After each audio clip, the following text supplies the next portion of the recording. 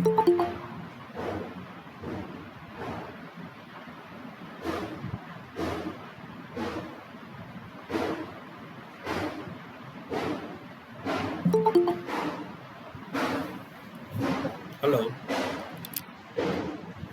hello.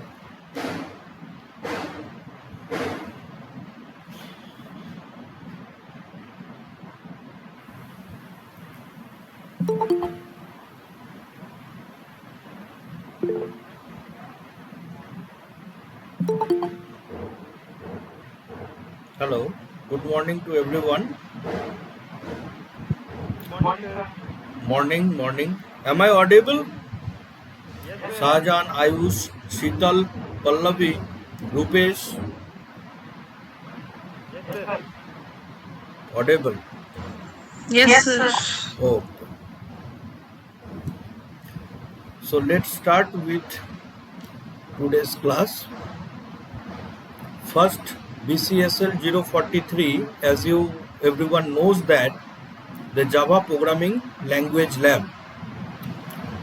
सबको थोड़ा बहुत आइडिया होगा इस क्लास के लिए। आप लोग जावा प्रोग्रामिंग प्रैक्टिकली टेस्ट करके देखे भी है या नहीं? अगर देखे हैं तो यस बताइए। नहीं सर, अभी तो सिर्फ थ्योरी है सर, किया है बस। अभी ओनली थ्योरी? जी जी।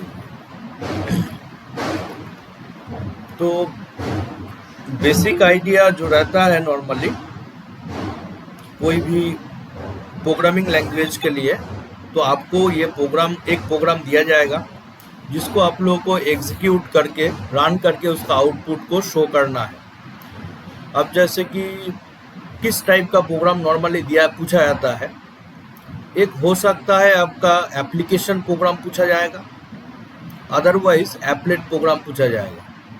कुछ क्वेरी भी हम देखे थे ग्रुप में जो कि एप्लेट प्रोग्रामिंग से रिलेटेड और कुछ नॉर्मल प्रोग्राम से रिलेटेड। तो ये जो प्रोग्रामिंग है जावा का, तो जावा क्या है, एक pure object oriented programming language है। तो इसमें नॉर्मली क्लास ऑब्जेक्ट इस बेस पर जो है क्रिएट कर सकते हैं। कुछ ऐसा भी स्टूडेंट है जो कि बाद में ज्वाइन कर रहे हैं, प्लीज़ पहले ज्वाइन कर ले, अदरवाइज बाद में एडमिट करना थोड़ा मुश्किल होगा मेरे लिए। अच्छा, स्क्रीन आपको दिखाई दे रहा है ना?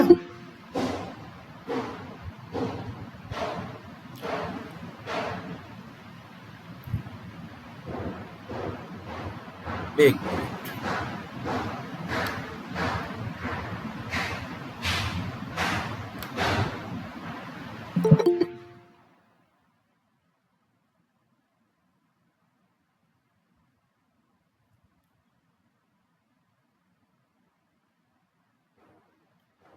अच्छा, जो स्क्रीन आपको दिखाई दे रहा है उसमें फर्स्ट जो पार्ट है एक Java program to create a student class. अच्छा, 40 मार्क्स का जो क्वेश्चन है ये प्रैक्टिकल के लिए है, 10 मार्क्स भाइवा के लिए है। तो जैसे कि ये क्वेश्चन है, क्वेश्चन से रिगार्डिंग आपको भाइवा पूछा जा सकता है, जैसे क्लास क्या है। नेक्स्ट पार्ट में है define proper constructor to initialise student class object. तो what is object, what is the concept of constructor, constructor क्या होता है, डिफाइन मेथड्स, मेथड्स कैसे डिफाइन किया जाएगा। तो इस और लास्ट में एक लाइन है, you need to take care of exception handling in this program, लिखा है। तो आपको एक एक्सेप्शन हैंडलिंग का कोड भी दिखाना है इसी प्रोग्राम के अंदर। तो मतलब क्लास कैसे क्रिएट होगा, कंस्ट्रक्टर कैसे बनाया जाएगा, उसमें मेथड कैसे लिखेंगे, और उसमें जो है कुछ एक्सेप्शन हैंडलिंग कोड, इसको भी यूज करना है।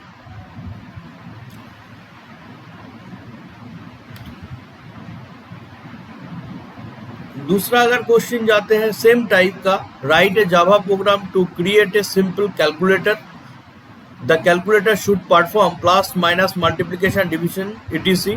You need to take care of exception handling properly in this program. तो जितना भी प्रोग्राम है इसमें एक्सेप्शन हैंडलिंग का कोड आपको देना जरूरी है। ये भी एक टाइप का प्रोग्राम है, जैसे कि write a Java program to create account class and define constructor and method for it, derive saving account class from account, मतलब इसमें इनहेरिटेंस का कॉन्सेप्ट पूछा गया है।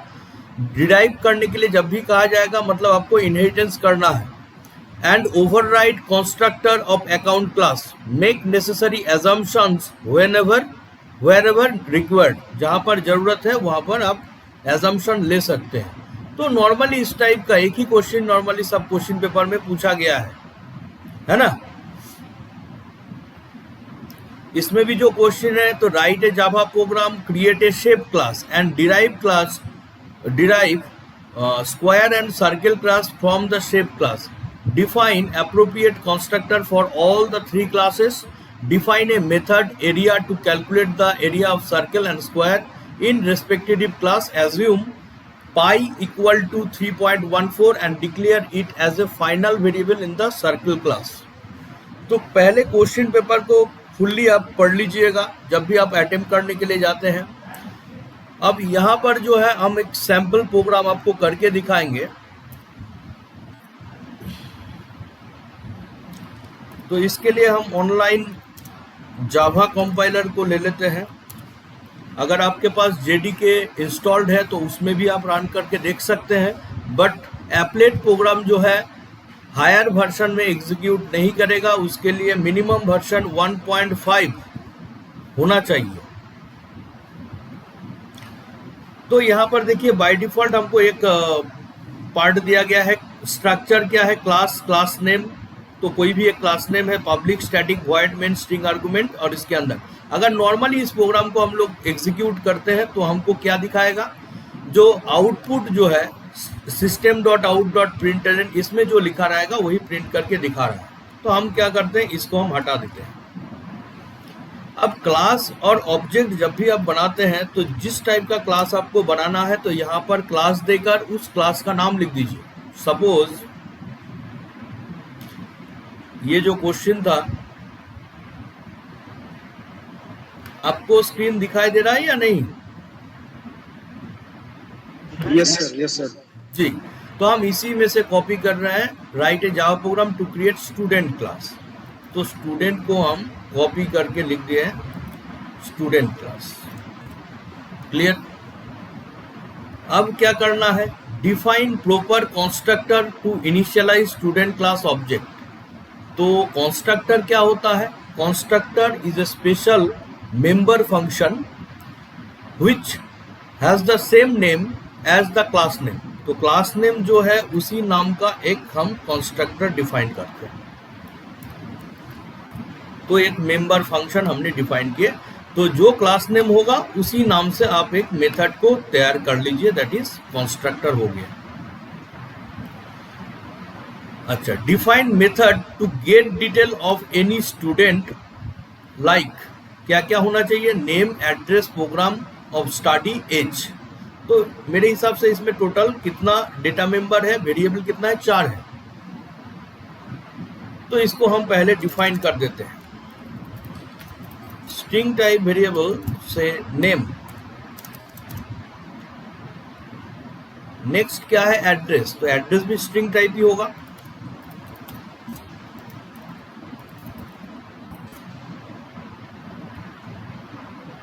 प्रोग्राम ऑफ स्टडी, तो हम लोग ओनली सिंपली लिखते हैं प्रोग्राम, PROG, एंड एज। अच्छा, जावा में इंटीजर कितना टाइप का होता है मालूम है? जावा में इंटीजर 4 टाइप्स का होगा। सबसे छोटा क्या है, बाइट, उसके बाद short, then int and lastly long. तो जावा में जो इंटीजर टाइप वेरिएबल है इसमें 4 बाइट मेमोरी एलोकेट होता है। अब कंस्ट्रक्टर का काम क्या है, जितना भी हम इसमें वेरिएबल लिए हैं उसको हम पास करते हैं। सबसे पहले स्ट्रिंग नेम के लिए हम ए ले लेते हैं। तो ए होने का मतलब है नेम के अंदर हम ए वैल्यू को असाइन करना चाहते हैं। Similarly address equal to B, PROG equal to C program के लिए, एंड एज के लिए हम डी वेरिएबल डिक्लेयर करते हैं। तो ये जितना वेरिएबल डिक्लेयर किए इसको हम इसमें से पास कर देते हैं। स्ट्रिंग टाइप एड्रेस, एड्रेस को क्या लिए थे, बी। सर कुछ लोग को ज्वाइन कर लीजिए सर, देखिए। हाँ, यही प्रॉब्लम हो जाता है, बहुत सारा है, क्योंकि automatically admit all.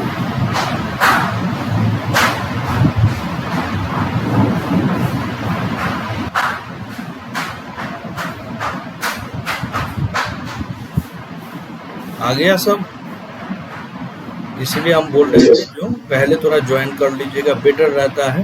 Okay, don't worry. Integer type variable D, तो ये आपका क्लियर है। जो क्लास का नाम हमने जो लिखा है वो दे दिया है, कंस्ट्रक्टर हमने बनाया है जो कि क्लास नेम के साथ सेम रहेगा। अब इसमें जितना भी डेटा मेंबर हमने डिक्लेयर किए हैं, name, address, program and age, तो सबका वेरिएबल इसमें से हम पास किए हैं। अब क्वेश्चन के बेस पर get details, define a method to get details of any student. तो कोई स्टूडेंट का डिटेल्स देखना है तो नॉर्मल मेंबर फंक्शन देते हैं गेट अंडरस्कोर डिटेल। आप स्पेस मत यूज कीजिएगा क्योंकि स्पेस अलाउड नहीं होता है। Gate detail. अब जितना क्लास है, क्लास के अंदर दो पार्ट आपको दिखाई दे रहा है। इस पार्ट को हम लोग बोलते हैं डेटा मेंबर, और ये जो फंक्शन क्रिएट करते हैं, सी में आप फंक्शन पढ़े होंगे, जो फंक्शन क्रिएट करते हैं इसको हम लोग बोलते हैं मेंबर फंक्शन। एक्शन, तो इसमें हम प्रिंट करते रहते हैं। एकदम सिंपल वे में आप प्रोग्राम को करने का ट्राई करें, जितना भी आपको आइडिया है। ऐसा नहीं बहुत बड़ा प्रोग्राम करना चाहते हैं तो उसमें एरर आ जाएगा, जो समझ में आता है उसमें एरर नहीं आएगा। से name of the student,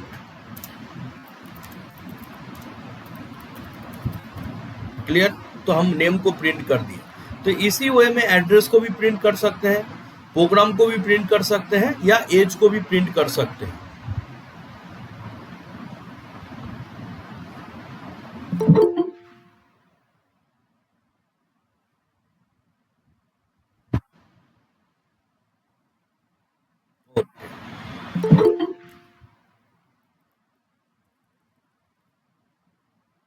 in that case ये जो प्रोग्राम आपको दिखाई दे रहा है, इसमें सब में जो है आपको ऑब्जेक्ट क्रिएट करके पहले हम देखते हैं जो ये एग्जीक्यूट होता है या नहीं।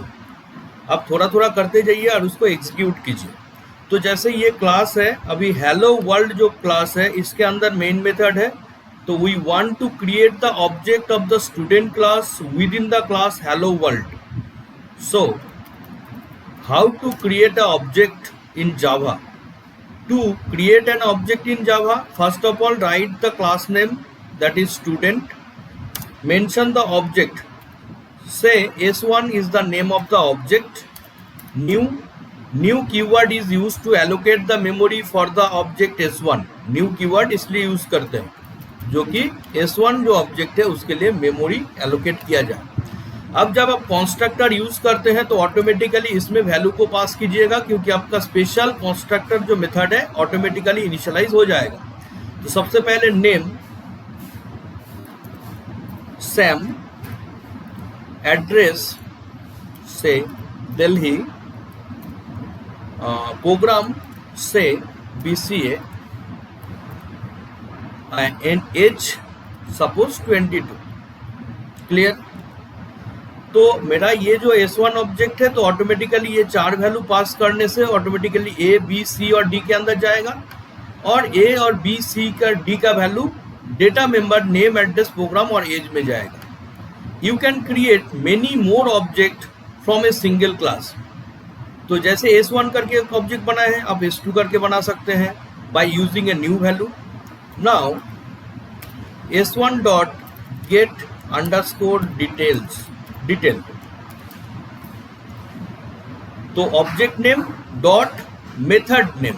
यहाँ पर जो मेथड हमने डिक्लेयर किया है या डेटा मेंबर डिक्लेयर किया है, बाय डिफॉल्ट सब जावा में पब्लिक होता है। तो अगर किसी डेटा मेंबर में आप प्राइवेट कर दीजिएगा तो दूसरा क्लास में उसको एक्सेस नहीं कर सकते हैं। तो हम कुछ नहीं डिक्लेयर किए, इसका मतलब बाय डिफॉल्ट पब्लिक है।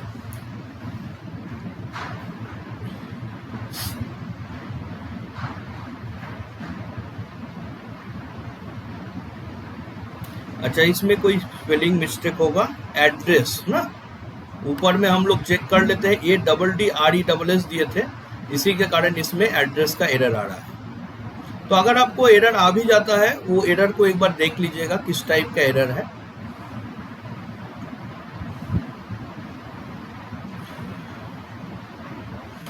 सो यहाँ पर आपको दिखाई दे रहा है name of the student equal to Sam. तो हमने एक ही लाइन को प्रिंट किए थे, तो ऑटोमेटिकली अभी इसको कॉपी करके हम पेस्ट करते रहते हैं। से address of the student,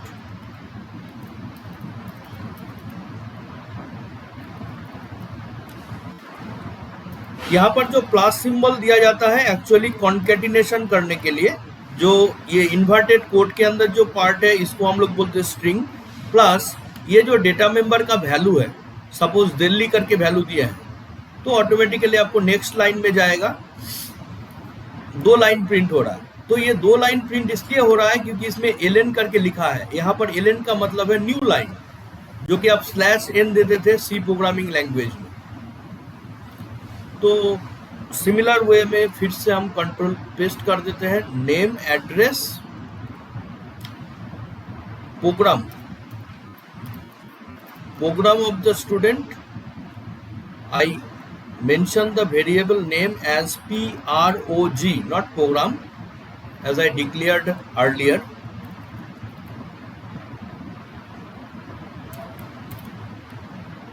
Name of the study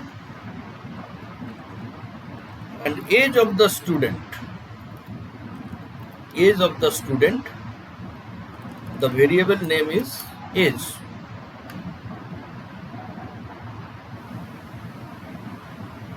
clear है? तो ये आपका लगभग में कंप्लीट हो गया है ना। बट इसमें हमने अभी तक एक्सेप्शन हैंडलिंग कोड का यूज नहीं किए। तो आप यहाँ पर 2 ऑप्शन कर सकते हैं, ट्राई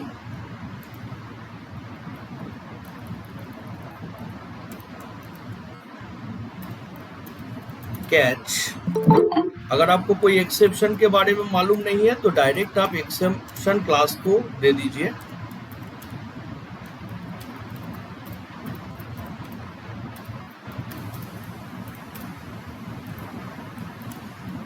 इसमें कोई मैसेज को हम प्रिंट कर देते हैं एरर करके। तो ऑटोमेटिकली क्या होगा, जहां पर हमने ऑब्जेक्ट बनाया है, अगर किसी टाइप का एक्सेप्शन क्लास के अंदर आता है, एक्सेप्शन यहाँ पर एक क्लास है, तो एक्सेप्शन क्लास के अंदर डिफरेंट टाइप ऑफ एक्सेप्शन होता है। तो ये एक्सेप्शन में कोई भी एक्सेप्शन अराइज करता है तो ऑटोमेटिकली आपको एक्सेप्शन को दिखाएगा। क्लियर? तो यहाँ पर अभी बाय डिफॉल्ट तो कोई एक्सेप्शन नहीं है, तो ऑटोमेटिकली मेरा प्रोग्राम रन हो गया। तो देखिए, बहुत सिंपल वे में हम बताया है, जो कोई भी एक क्लास को क्रिएट करे। ठीक, अब मान के चलिए आप सर ये जो वैल्यू है, तो वैल्यू हम यहाँ पर इनिशियलाइज कर दिए तो ऑटोमेटिकली आ गया, है ना।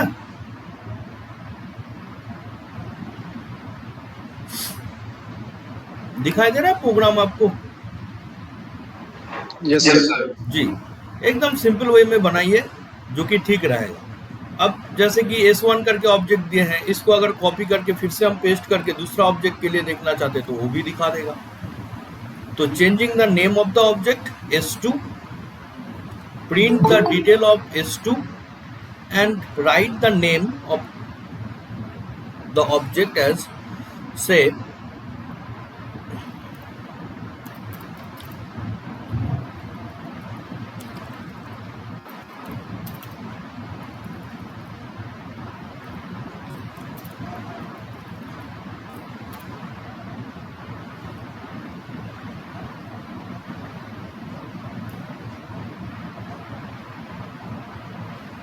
क्लियर? आपको दिखा रहा है फुल डिटेल, दोनों स्टूडेंट का आपको दिखा रहा है।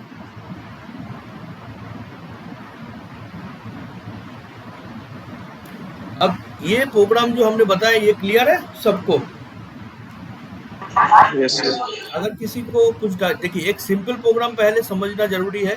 कोई भी प्रोग्रामिंग, अभी इसी में से क्या क्वेश्चन आपको पूछा जाएगा भाइवा के लिए?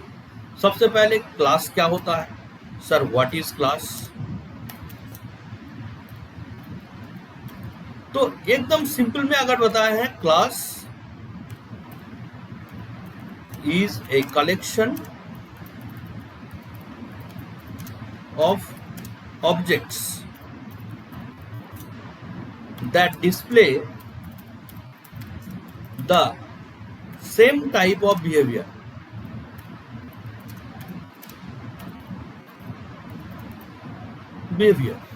ठीक है? जैसे कि यहाँ पर S1 का जो बिहेवियर है, S2 का बिहेवियर दोनों सेम है, क्योंकि S1 का भी नेम है, S2 का भी नेम है। Good morning sir. Morning, very good morning. Sir मैंने प्रोग्राम किया है जी सर मैं आपको शो करता हूँ। जी, श्योर श्योर। सर ठीक है सर। 1 मिनट, इतना तो क्लियर नहीं आ रहा है सर एक अब हम देखिए स्टॉप सर। कर देते हैं शेयरिंग को। Okay sir. जी आप शेयर कीजिए तो। Okay sir, screen share. Okay sir. हाँ, इसमें क्या प्रॉब्लम आ रहा है? हमको दिखाई नहीं दे रहा है, तब भी बताइए। सर अब सर मैं ये कह रहा हूँ सर, मेरा प्रोग्राम ठीक है सर। आप एक काम कीजिए, इसको, ये प्रोग्राम को जो है व्हाट्सएप ग्रुप में जो है कॉपी करके पेस्ट कर दें। ठीक है सर। तो क्या होगा, हम आपको दिखा सकते हैं। ठीक, थैंक यू सर। बहुत टाइम में क्या होता है, स्टूडेंट सब ट्राई करता है जो सर प्रोग्राम हम बनाएं, ठीक से बनाएं, लेकिन कभी कभी एरर आ जाता है और ये एरर सॉल्व नहीं हो पाता है, जिसके कारण क्या होता है, स्टूडेंट का कॉन्फिडेंस गिर जाता है, सर ये प्रोग्राम रन नहीं करता है। और कुछ कुछ स्टूडेंट ये कहता है, सर कॉपी करके जो है हम प्रोग्राम को बना लिए हैं, लेकिन इसमें क्या प्रॉब्लम है दिखाइए। तो ट्राई कीजिए, जो कॉपी नहीं करे प्रोग्राम को सीखे कैसे बनाया जाता है।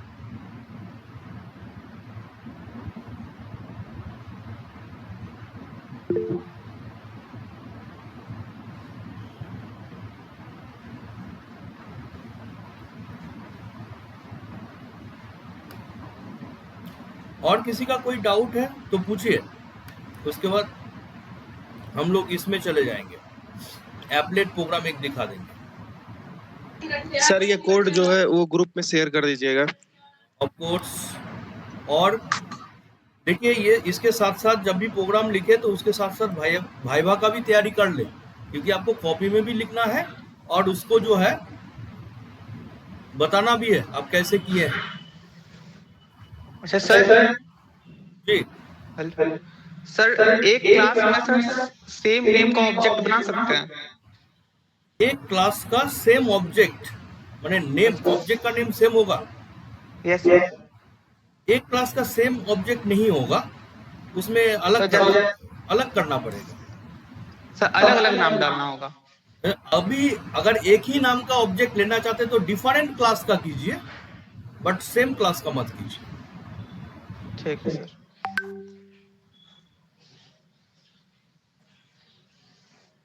अच्छा, ये जो शेयर करने वाले थे प्रोग्राम नहीं किया अभी तक, ठीक है, ओके आगे बढ़ते हैं। WhatsApp number sir.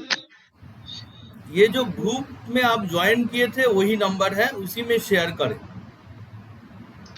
क्योंकि इंडिविजुअल हर स्टूडेंट को रिप्लाई करना थोड़ा मुश्किल हो जाता है, तो इसीलिए हम लोग चाहते हैं जो एक ग्रुप जो बनाया गया है उसमें जो है थोड़ा इंफॉर्मेशन सही से जाए, ऑथेंटिकेट ग्रुप बने, ओनली स्टडी पर्पस में ग्रुप बने।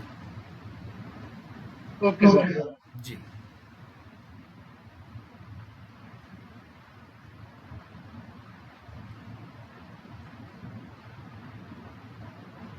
अच्छा,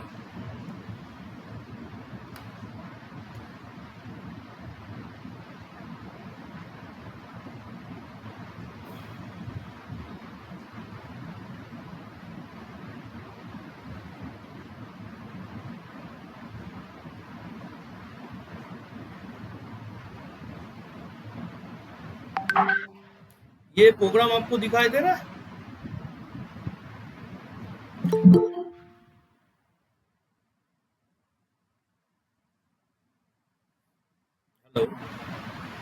हेलो, यस सर, जी। दिख रहा है। तो ये जो प्रोग्राम है, इस टाइप का प्रोग्राम भी कभी कभी पूछ देता है, जो write a Java program to create player class derived cricket player and football player from the class from player class define proper constructor for all the classes, also define display information method in all the 3 classes to display the detail of the player। तो जैसे करके हम previous programme बनाए थे उसी type का आप बनाइएगा, बट इसमें थोड़ा चेंजिंग करना है। किस टाइप का चेंजिंग? एक तो इनहेरिटेंस होना चाहिए क्योंकि डिराइव करने के लिए कहा गया है, और दूसरा जो है इसमें एक मेथड है, दिखाई दे रहा है, define display underscore info method. एक जो मेथड है उसका नाम है डिस्प्ले अंडरस्कोर इन्फो मेथड। तो इस मेथड को जो है हर एक क्लास में देना है, देख लीजिए।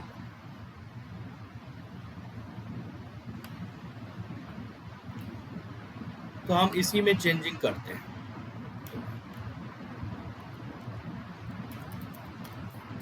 क्लास का नाम क्या है? प्लेयर, है ना।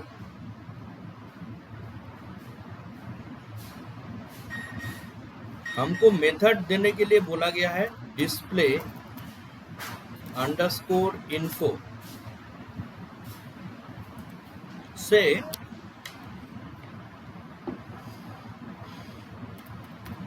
अगर हम प्राइवेट करते हैं, private type variable string name of the player, तो नेम करके दिया है, दिखाई दे रहा है।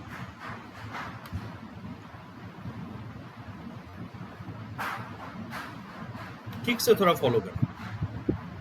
अब जैसे करके क्लास प्लेयर करके दिए हैं, तो प्लेयर क्लास बन गया मेरा, इसको हटा देते हैं।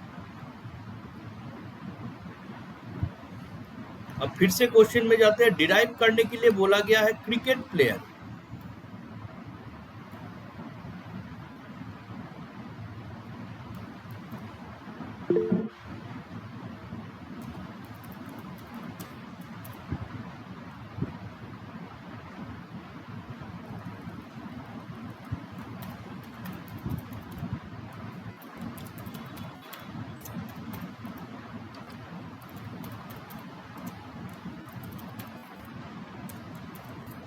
ठीक है।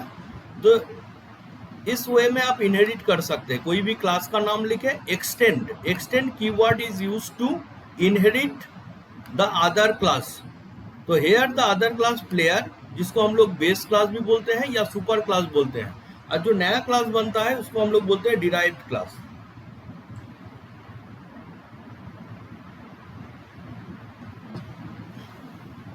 अब इसमें एक कंस्ट्रक्टर अगर बनाते हैं तो कंस्ट्रक्टर क्या होगा? सेम मेथड नेम हो जाएगा। तो प्लेयर करके बनाए थे तो प्लेयर का कंस्ट्रक्टर हो गया।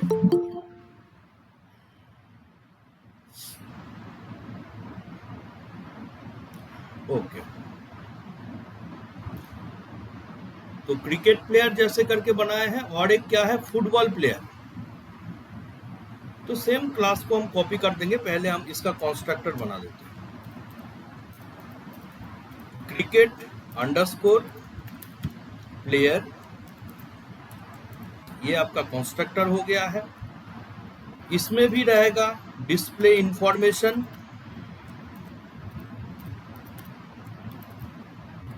इसको आप ओवरराइडिंग भी बोल सकते हैं। तो जैसे करके क्रिकेट प्लेयर किए हैं, तो इसमें देख लीजिए स्ट्रिंग टाइप वेरिएबल, जैसे कि उसमें नेम करके दिए थे ए वेरिएबल, तो सिमिलरली यहाँ पर नेम के अंदर क्या जा रहा है? A variable. बट ये क्या है? ये जो नेम वेरिएबल है ये प्राइवेट है, तो प्राइवेट टाइप वेरिएबल दूसरा क्लास में हम यूज नहीं कर सकते हैं। इसीलिए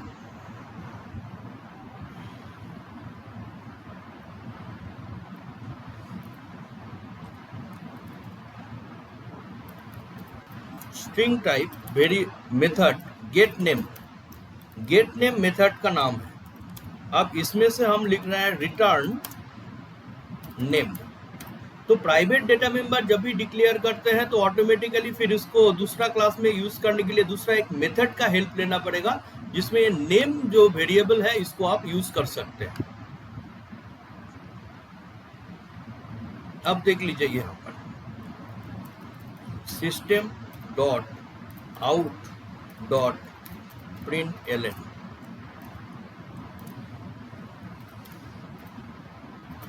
क्रिकेट प्लेयर। अच्छा, टाइम ओवर हो रहा है लेकिन हम थोड़ा 5 मिनट एक्स्ट्रा ले रहे हैं, ठीक है, 5-10 मिनट।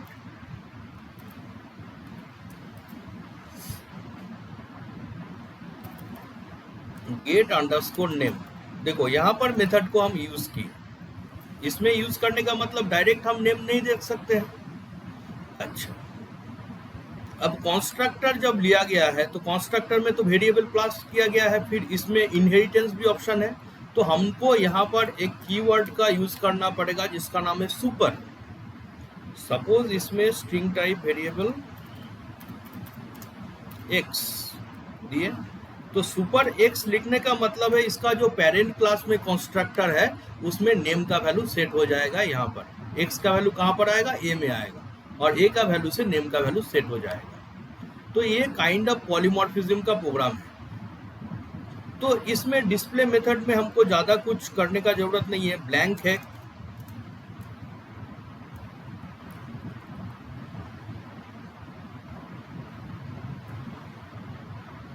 तो जिसमें कोई कोड नहीं रहता है उस मेथड का नाम बोलते हैं एब्स्ट्रैक्ट। एब्स्ट्रैक्ट वॉइड डिस्प्ले, और जिस क्लास के अंदर इस टाइप का मेथड रहेगा तो उस क्लास का नाम भी हो जाएगा एब्स्ट्रैक्ट। ये क्लियर है आपको? तो सर डिस्प्ले इन्फो मेथड तो इसका चिल्ड्रन या डिराइव क्लास में है, तो इसमें हमको कोडिंग लिखने का जरूरत नहीं है, तो इसीलिए इसको सेमीकोलन कर दिए हैं। तो इस टाइप का जो मेथड होता है इसको बोलते हैं एब्स्ट्रैक्ट मेथड, और जिस क्लास के अंदर एब्स्ट्रैक्ट मेथड रहता है उस क्लास का नाम हो जाएगा एब्स्ट्रैक्ट क्लास। अब इसमें से हम क्रिकेट प्लेयर जो है इसका ऑब्जेक्ट को बना लेते हैं सीपी।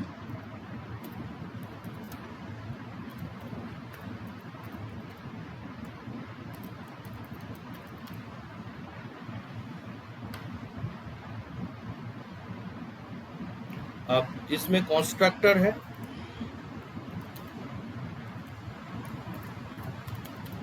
विराट। क्लियर?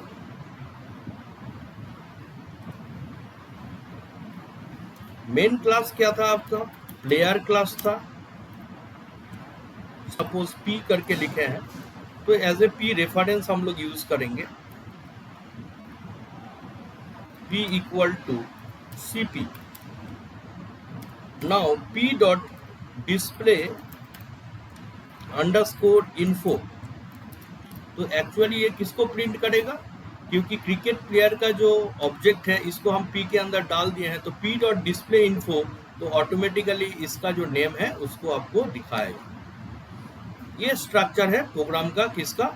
अब जैसे कि क्रिकेट प्लेयर करके लिखा है, अभी क्रिकेट प्लेयर को चेंज करके आप फुटबॉल प्लेयर कर दीजिए तो ऑटोमेटिकली चेंज हो जाएगा।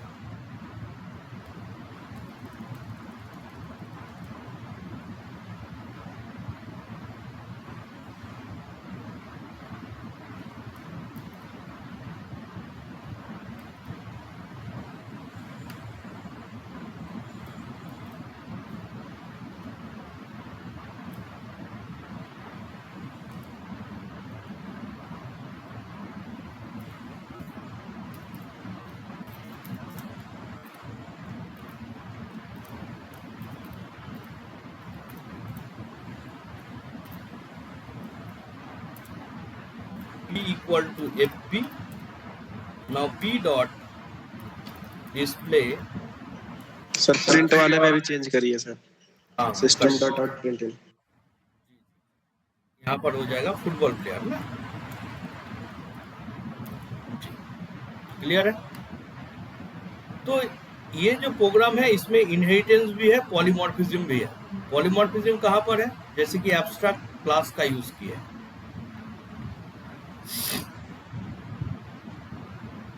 ब्रैकेट से रिलेटेड एक इशू है, देख लीजिए ब्रैकेट किसी जगह मिस कर गए क्या।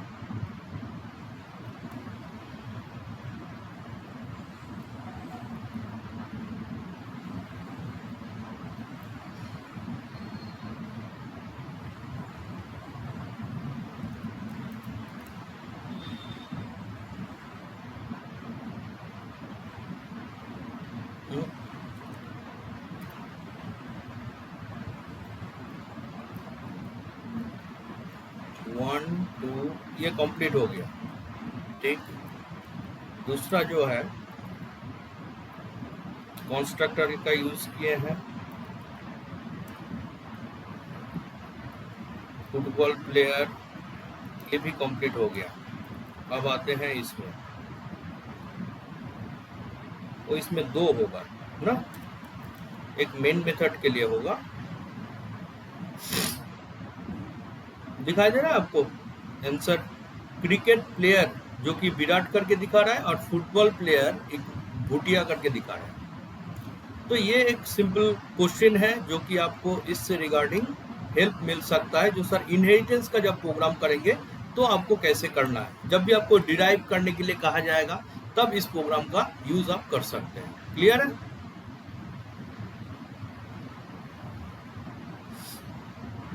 यस सर, ये कोड भी भेज दीजिए। हाँ दे दिए, भेज दिया।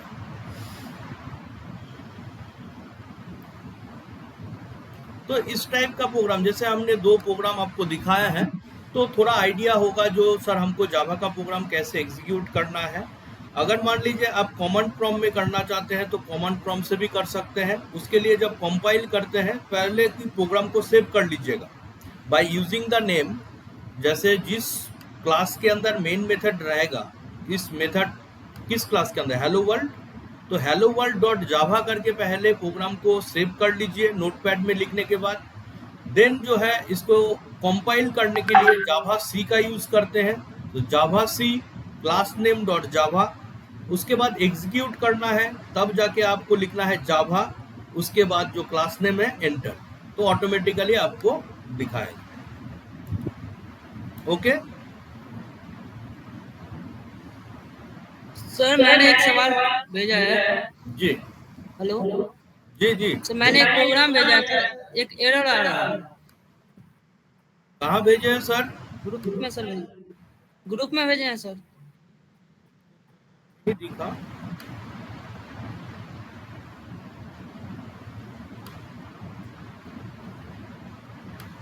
ला सर,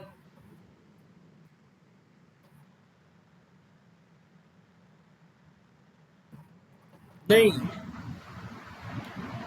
हमको नहीं भेजा, डायरेक्ट कॉपी करके आप पेस्ट कर दे, कोड नहीं आया। सर भेज दिया नीचे। थोड़ा जल्दी जल्दी कीजिएगा, नहीं तो प्रॉब्लम ये है दूसरा भी कोर्स कोड आपको दिखाना है। सर भेज दिए हैं। तो ये सब चीज पहले भेज के रखना चाहिए था। हाँ सर भेज दिए थे पहले। कहाँ भेजे सर? ये हाँ, क्या हुआ अकाउंट का, क्या प्रॉब्लम आ रहा है सर इसमें? हाँ इसमें सर एक एरर आ रहा है जी। एक ही एरर आ रहा है पब्लिक वाला सर है ना सर, जी। पब्लिक स्टेरिंग गेट मैंने में सर जी, इलीगल स्टार्ट एक्सप्रेशन का एरर आ रहा। ठीक है, हम ट्राई करते हैं, लेकिन थोड़ा टाइम ज्यादा हो जाएगा। जी टाइम बहुत ही शॉर्ट है, हम लोग बहुत कम टाइम के लिए दिए हैं। ट्राई करते हैं। ये आपका प्रोग्राम था? जी जी एक मिनट,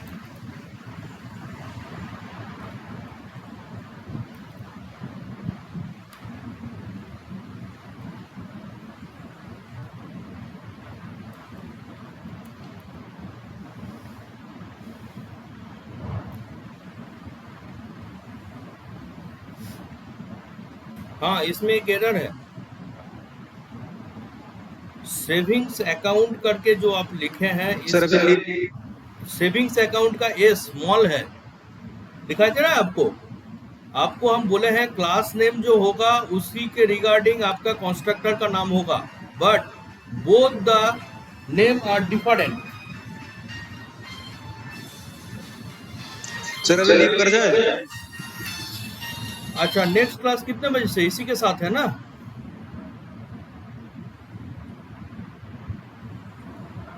यहाँ पर एरर है सर, आप ये करेक्ट कर लीजिए। ओके, इस क्लास को ओवर करते हैं जितना भी टाइम था।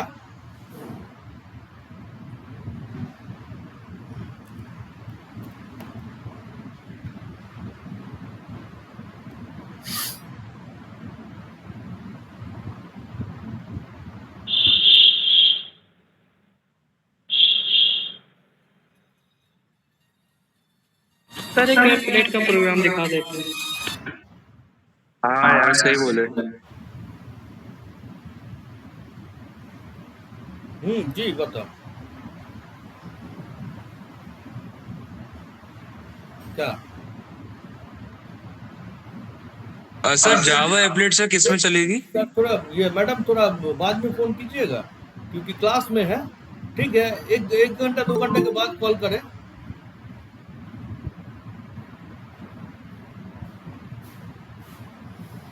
हाँ जी बोलिए।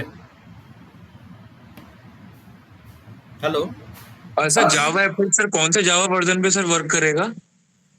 एप्लेट? जी जी जी जी। आपका बहुत एरर है मनीष।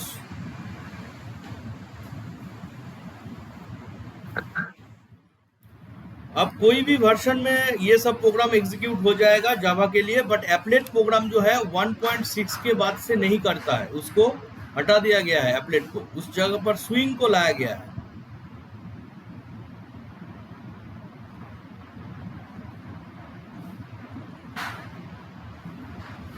अच्छा ओके,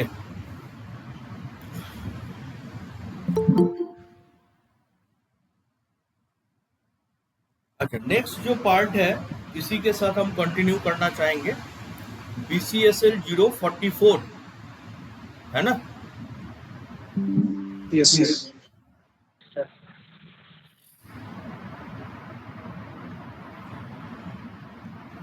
तो एक बार हम लोग क्वेश्चन का पैटर्न को देख लेते हैं, किस टाइप का क्वेश्चन हम लोग का पूछा जाता है।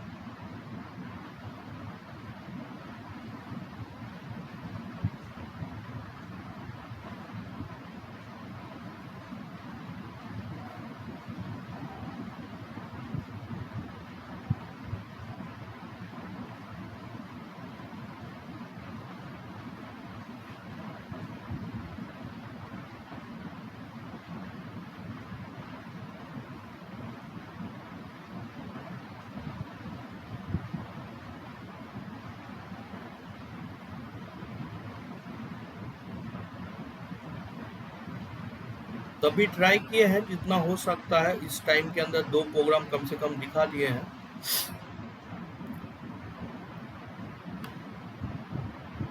दिख रहा है आपको? Yes sir. सर पॉसिबल नहीं है। बिल्कुल नहीं है। ओके 1 मिनट, अच्छा क्वेश्चन में जाते हैं। हाँ विजिबल है। ओ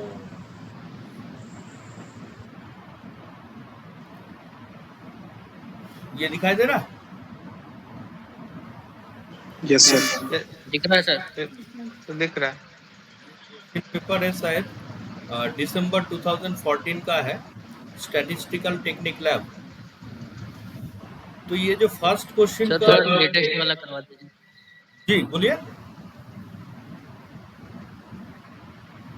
सर 17 या 18 का करवा दीजिए, थोड़ा लेटेस्ट। 17-18 का सब में सेम टाइप का क्वेश्चन रहता है, स्टैटिस्टिक्स में कोई प्रॉब्लम नहीं है।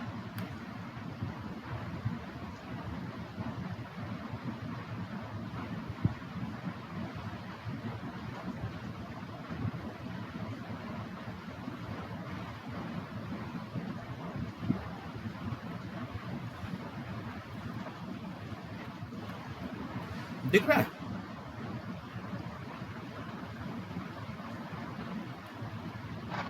जी देखिए, सब में जो है ये जो फर्स्ट क्वेश्चन रहेगा ये सेम रहेगा। कम से कम पहले 20 मार्क्स का क्वेश्चन आप कैसे अटेंड कीजिएगा वो देख लीजिए। तो इसमें एक डेटा दिया गया है, the number of transactions perform by 20 individuals in a bank per year were recorded in the following table.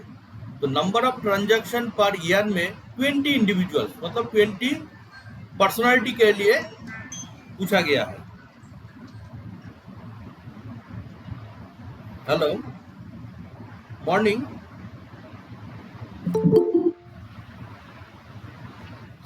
हाँ, गुड वाला, ठीक। हाँ, कोई भी कलर, ब्लू कलर चेक कर लीजिए, ब्लू कलर हार्ड बाइंडिंग। जी जी, ओके। इग्नू का कलर एक्चुअली ब्लू है ना? अच्छा, ये जो क्वेश्चन आपको दिखाई दे रहा है, इसमें हमको एक साथ दोनों को देना पड़ेगा, दिखाना पड़ेगा, क्योंकि इसमें जो आपको यूज करना है सॉफ्टवेयर वो है माइक्रोसॉफ्ट एक्सेल या स्प्रेडशीट पैकेज, और नहीं तो प्रोग्रामिंग लैंग्वेज जो कि C++ कंपाइलर का हेल्प से कर सकते हैं, बट थोड़ा डिफिकल्ट हो जाएगा। स्प्रेडशीट पैकेज में जो है जल्दी इसको आसानी से सॉल्व आप कर सकते हैं। अच्छा,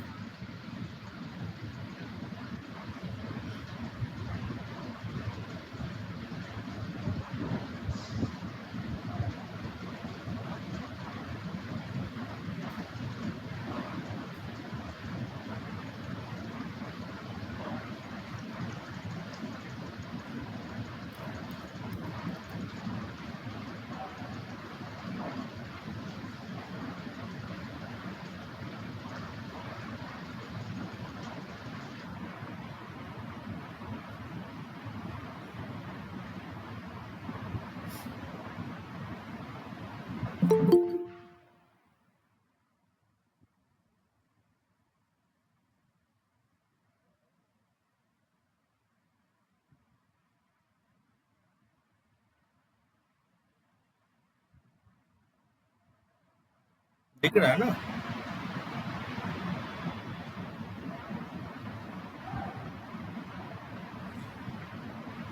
ये आपका एक्सेल का फॉर्मेट है। जो भी आप एक्सेल जब भी आप देखिएगा तो इसमें जो डेटा टैब है इसके अंदर चेक कर लीजिएगा, आपके पास ये डेटा एनालिसिस टूल होना चाहिए। डेटा एनालिसिस टूल के अंदर आपका स्टैटिस्टिकल का जितना पैकेजेस है अवेलेबल सब इसमें रहेगा, जैसे कि हिस्टोग्राम हो, मूविंग एवरेज हो, या F distribution, ANOVA, correlation, regression, everything. तो जब तक ये पार्ट आपका सिस्टम में नहीं है तब तक हम लोग हिस्टोग्राम या कोई दूसरा यूज़ नहीं कर सकते। तो सर ये पार्ट को कैसे लाया जाता है, इसमें आपको फाइल का ऑप्शन में जाइए, जाने के बाद मोड ऑप्शन, तो जब भी ऑप्शन में जाइएगा तो इसमें आपको ऐड इन्स करके दिखाई दे रहा है सबको, ऐड इन्स। तो ये जो ऐड इन्स करके लिखा है analysis tool pack,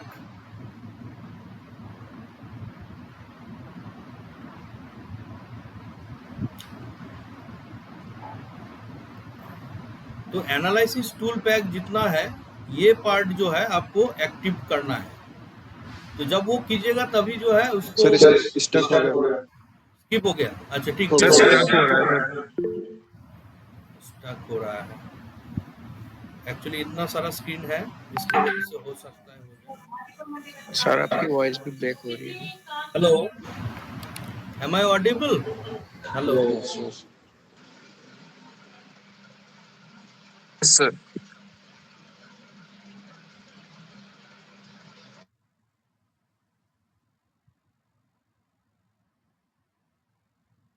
now is it visible? Yes sir. Yes sir. हम ये बोल रहे थे जो यहाँ पर जो डेटा टैब के अंदर डेटा एनालिसिस टूल है वो उसको कैसे लाया जाएगा।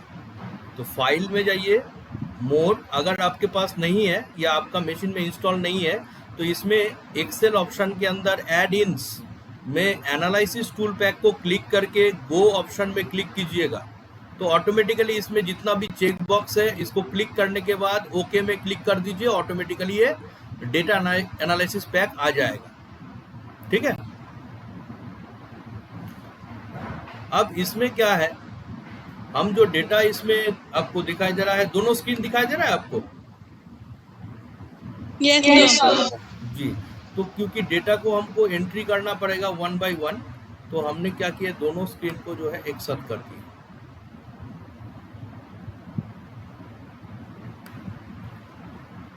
बहुत ही सिंपल स्टेप है, थोड़ा एक बार फॉलो कीजिए, उसके बाद प्रैक्टिस कर लीजिए। तो ये 20 मार्क्स का क्वेश्चन आपका है जी। अब फर्स्ट डेटा है 55, 27, 39, 105, 200, 35, 45, 99, 191, 161, 25, 65, 125, 105, 169, 87, 89, 189, 176, 167। आपका डेटा फुल्ली एंटर हो गया है। अब इसमें लिखा है enter the data in the spreadsheet package and create frequency distribution in 8 equal ranges. तो ये जो पार्ट है इसको 8 रेंज में आपको डिवाइड करना पड़ेगा। You may use array formula for finding the distribution. तो कैसे करते हैं पहले, तो आप इसमें से पहले मिनिमम वैल्यू फाइंड कर लीजिए। तो फॉर्मूला क्या है, मीन फाइंड करने के लिए मीन, उसके बाद select all the cell, close करके एंटर कर दीजिए। तो minimum value is 25, maximum value equal to max. Similarly, we select all the values, close the parenthesis and enter. तो आपको यहाँ पर दिखाई दे रहा है मिनिमम वैल्यू 25, मैक्सिमम वैल्यू 200। तो ऑटोमेटिकली आपका लोअर क्लास बाउंड्री क्या होगा, लोअर बाउंड्री,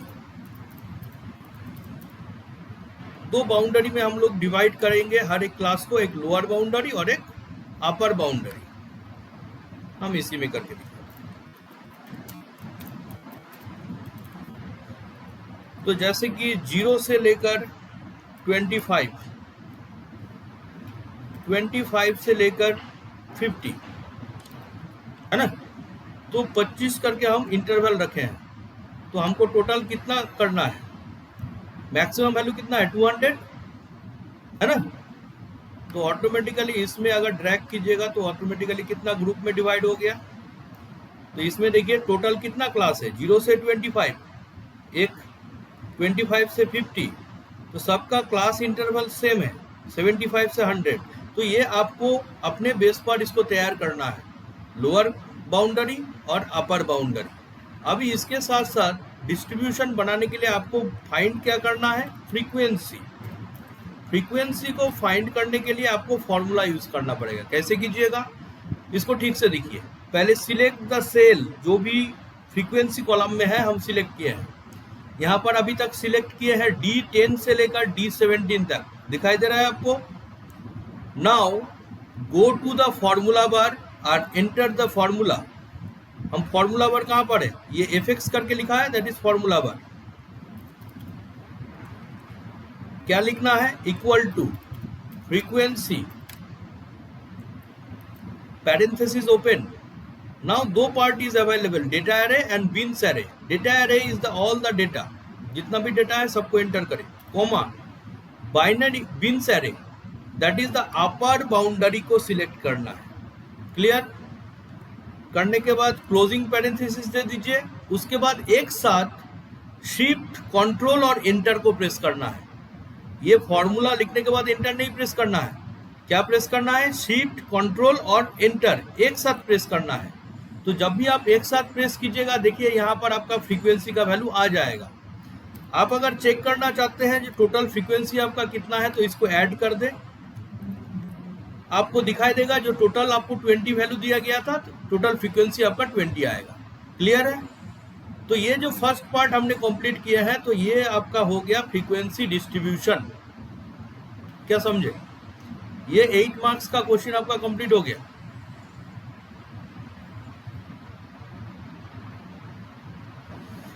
अभी नेक्स्ट जो पार्ट है इसमें लिखा है ड्रॉ द हिस्टोग्राम। ये और भी आसान है। कैसे कीजिएगा draw the histogram? Excuse me sir, जी सर ये आपने जो बिन्स एरे में जो डेटा सिलेक्ट करा था वो अपर बाउंड्री का करा था? हाँ, ओनली अपर बाउंड्री।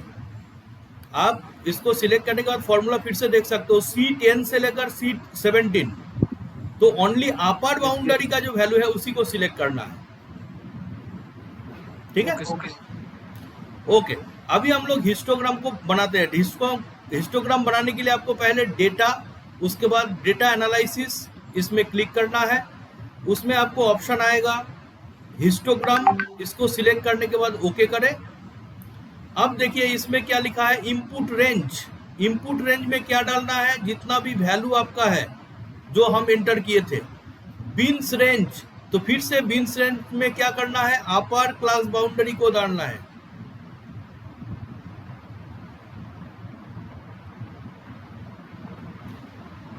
ये अपर बाउंड्री को बिन्स रेंज के अंदर डाल दिए।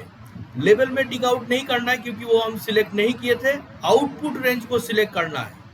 आउटपुट रेंज में क्या देना है, 2 कॉलम को सिलेक्ट कर दीजिए। फ्रीक्वेंसी के साइड में 2 कॉलम है, इसको कितना दूर तक सिलेक्ट करेंगे, जितना दूर तक वैल्यू है, 2 कॉलम को सिलेक्ट करना है। क्लियर? अब नीचे देखिए चार्ट आउटपुट जो चेक बॉक्स है, इसको आप क्लिक कर दें। करने के बाद ओके कर दीजिए। तो जब भी ये कर दीजिएगा आपका हिस्टोग्राम तैयार हो गया है।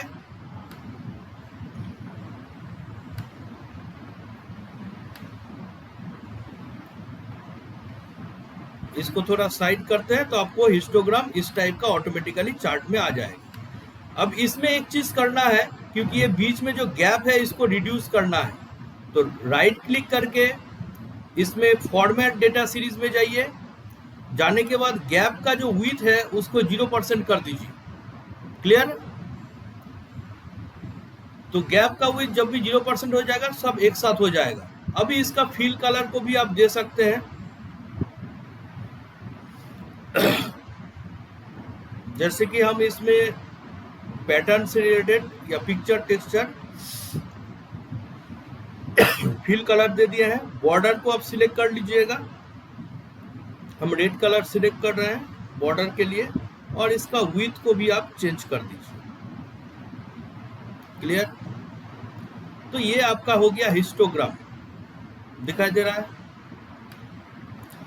तो फर्स्ट पार्ट कंप्लीट हो गया, सेकेंड पार्ट कंप्लीट हो गया, हिस्टोग्राम मेरा बन गया है। नेक्स्ट आपको निकालना क्या है,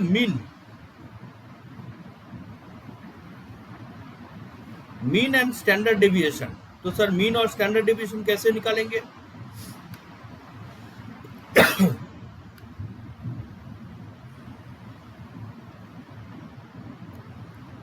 तो एक छोटा करके दिखाते हैं। जैसे मिनिमम और मैक्सिमम वैल्यू निकाले थे, सेम मीन इक्वल टू, इसमें फॉर्मूला यूज कीजिए एवरेज का।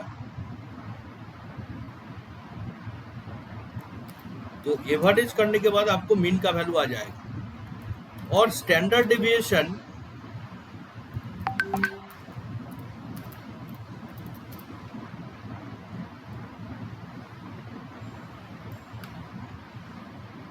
ये कैसे कीजिएगा, इक्वल टू STD, ठीक है, STDEV.P लिखा है, P फॉर पॉपुलेशन, मतलब हमको जितना डेटा है वो पॉपुलेशन दिया गया है, तो सैंपल नहीं है। आपको STDEV.P, उसके बाद जितना भी डेटा है इसको आप फिर से सिलेक्ट करके एंटर कर दीजिए। तो ये आपका स्टैंडर्ड डेविएशन का वैल्यू आ गया। तो मीन का फॉर्मूला क्या है, एवरेज। स्टैंडर्ड डेविएशन का फॉर्मूला क्या है वो भी हम दिखा दिए। अगर आप वेरिएंस निकालने के लिए कहा जाएगा तो इक्वल टू var.p करके लिखा जाएगा। Clear?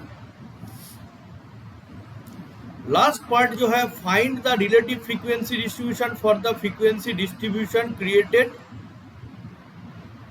Created in part A. अब रिलेटेड फ्रीक्वेंसी डिस्ट्रीब्यूशन क्या होता है?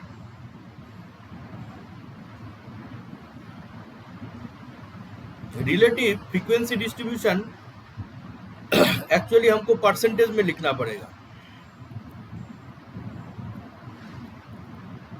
हम इस पार्ट को फिर से कॉपी कर लेते हैं तो बेटर रहेगा।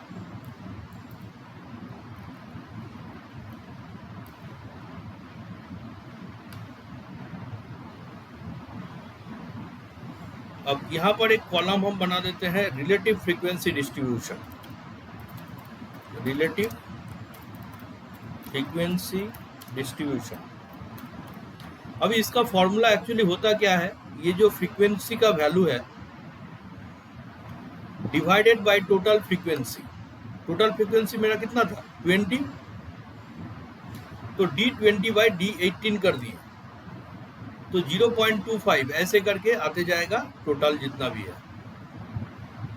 क्लियर। अब इसमें फ्रीक्वेंसी का जो फॉर्मूला है इसका वैल्यू को हम चेंज कर देते हैं क्योंकि इसमें एग्जैक्ट वैल्यू नहीं आ रहा है। आप इसको टाइप कर दीजिएगा 1 4 2 3 3 0 3 and 4।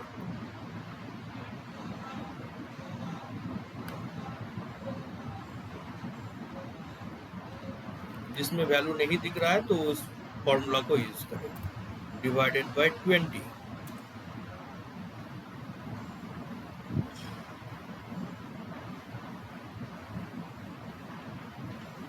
जैसे इसमें किए थे D20 by D18, D21 by D18, D22 by D18।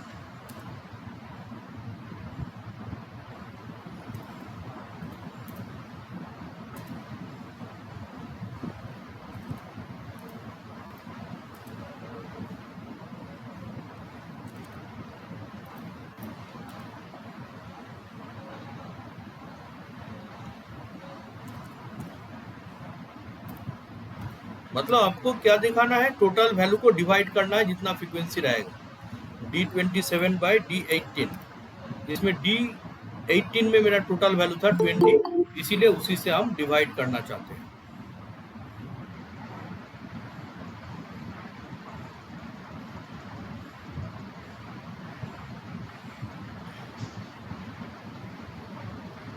Clear है आपको? Hello sir. जी सर यहाँ पे सर फ्रीक्वेंसी का हम लोग परसेंटेज फॉर्म निकाले हैं। जी जी जी, परसेंटेज फॉर्म में उसी को हम लोग बोलते हैं रिलेटिव फ्रीक्वेंसी। Okay sir. ठीक है, माने जो फ्रीक्वेंसी आएगा डिवाइडेड बाय टोटल फ्रीक्वेंसी, तो ये हो जाएगा आपका रिलेटिव फ्रीक्वेंसी। क्लियर है? Yes sir. तो ये जो वे है, इसी वे में आप अगर ट्राई करते हैं तो ऑटोमेटिकली आपका ये पार्ट क्लियर हो जाएगा 20 मार्क्स के लिए, जो कि बहुत ही सिंपल क्वेश्चन पूछा जाता है। क्लियर है? अब नीचे का 2 क्वेश्चन देता है, देख लीजिए। Consider the following monthly average of A presence of student of A class. दिख रहा है ना, presence of a student of A class. तो क्लास में मंथ करके लिखा है जनवरी, फरवरी, मार्च, और average number of student present. तो इसके लिए आपको कैलकुलेट क्या करना है, मूविंग एवरेज, लेंथ कितना है 3 and 5, and plot this moving average using A spreadsheet software. तो ये और भी आसान है, जस्ट वैल्यू को आपको इनपुट करना है तो ऑटोमेटिकली इस टाइप का बन जाता है। हम दिखा देते हैं आपको। मंथ आपका कितना है,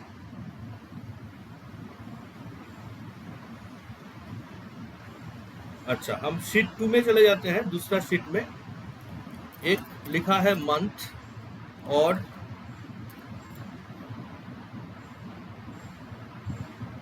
एवरेज नंबर ऑफ स्टूडेंट।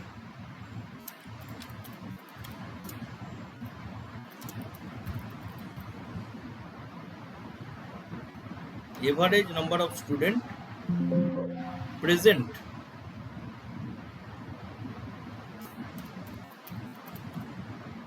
ठीक है, हम 2 पार्ट में हम डिवाइड किए। ये सेकेंड क्वेश्चन है 2017 का ही। मंथ में क्या है, जनवरी। तो एक बार जनवरी लिखने के बाद आप ड्रैग कर दीजिएगा तो दिसंबर तक आ जाएगा। ठीक है, जनवरी से लेकर दिसंबर तक। अब वैल्यू जो है 1 by 1 आप नोट डाउन कर ले, 80, 95, 99। 80, 95, 99. Next 70, 80, 40. 70, 80 and 40.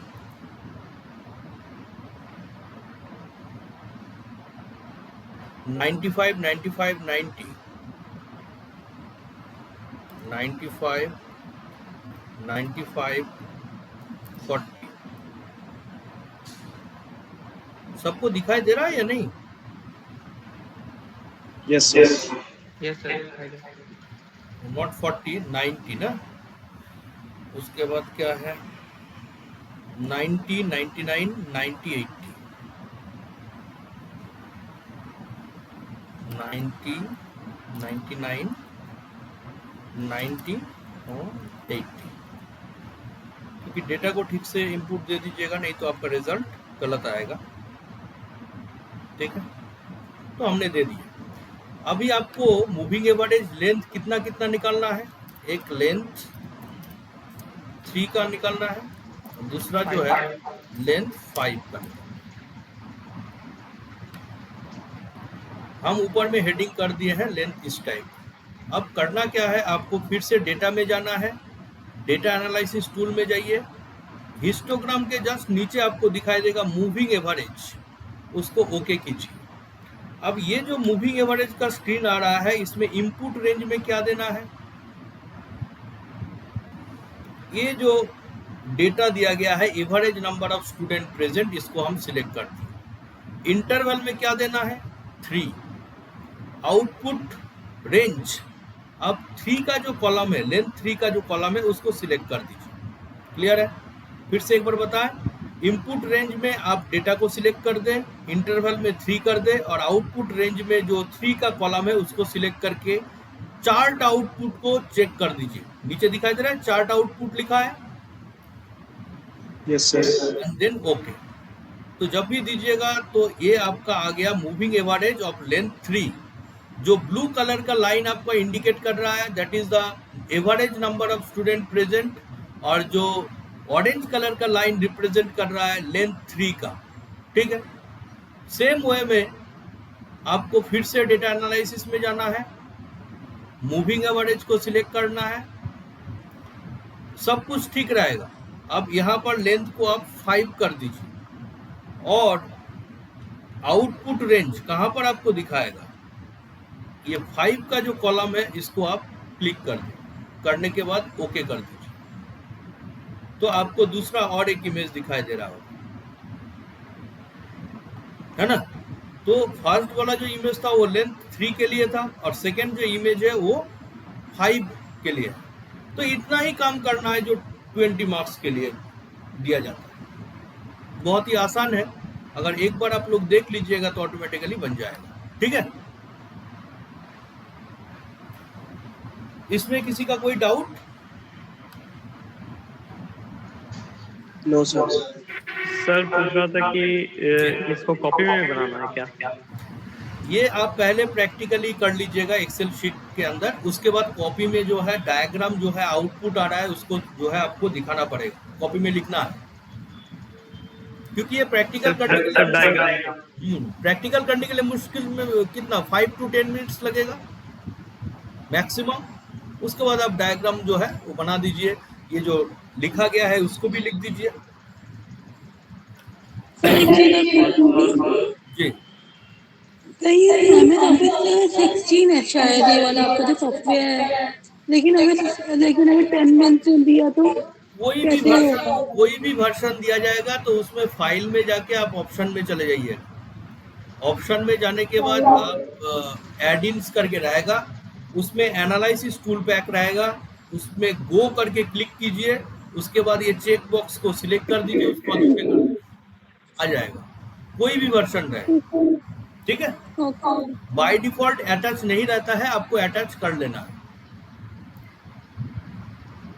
तो ये हिस्टोग्राम का क्वेश्चन था, और नेक्स्ट मूविंग एवरेज का था। जी सर जी हेलो जी जी बोलिए, सुनाई दे रहा है। सर अगर सिस्टम नहीं प्रोवाइड किया जाएगा तो क्या सर? सर सिस्टम नहीं प्रोवाइड करेगा तो कैसे बनाएंगे? तो जैसे करके हमने बनाया है, या आप बना के चेक कीजिएगा, तो उसके हिसाब से सेल के बेस पर आप फॉर्मूला को लिख दीजिएगा कॉपी में ही, ठीक है, या स्टेप वाइज लिख दीजिए। If system is not available to you, then please write the step how to solve the practical problem. Clear? Sir ये एक्सेल शीट शेयर करेंगे सर, जी एक्सेल शीट से। एक्सेल शीट फिर से दिखाए? नहीं सर शेयर कर देंगे सर ग्रुप में। अच्छा शीट को शेयर कर देना। हाँ सर, जैसे कि अच्छा ठीक है, समझ गए। कहाँ हम इसको फार्मूला सेव कर लगाया, देते कम से हैं। कम एक बार प्रैक्टिस करेंगे सर। ना ठीक, हम थोड़ा एक बार सेव कर लेते हैं।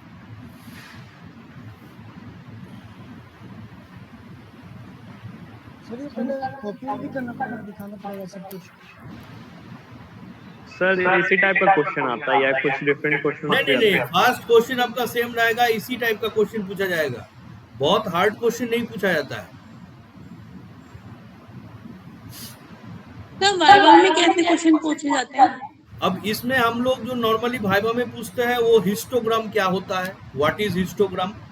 तो histogram is a diagrammatic representation of frequency distribution table, है ना, जिसमें हर एक each and every bar represent the frequency for each of the class.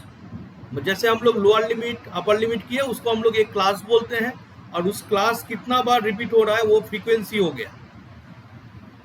तो सबसे पहले तो हिस्टोग्राम, उसके बाद मीन का मतलब क्या है, स्टैंडर्ड डेविएशन क्या होता है, मूविंग एवरेज एक्चुअली किस पर्पस में यूज करते हैं। Moving average is use to forecasting, forecast करने के लिए हम लोग इसको यूज करते हैं। तो इस टाइप का बेसिक क्वेश्चन आपको पूछा जाएगा, ठीक है। अच्छा,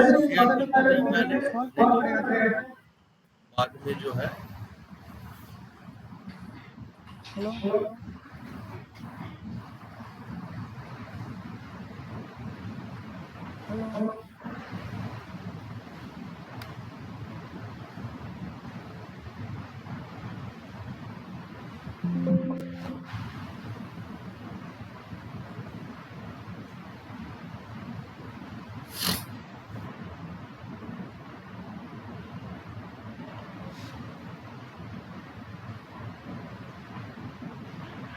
Sir, can you please share some important question related to Viva? किस सब्जेक्ट से सर? Sir, स्टैटिस्टिक्स से। अच्छा ठीक है, कुछ क्वेश्चन हम भेज देंगे, ठीक है, क्वेश्चन और आंसर हम भेज देंगे। अभी डिस्कस नहीं कर सकते क्योंकि नेक्स्ट और एक पार्ट है, 45 है। हम हर टॉपिक में थोड़ा थोड़ा करके आपको आइडिया देने का ट्राई कर रहे हैं, ठीक है।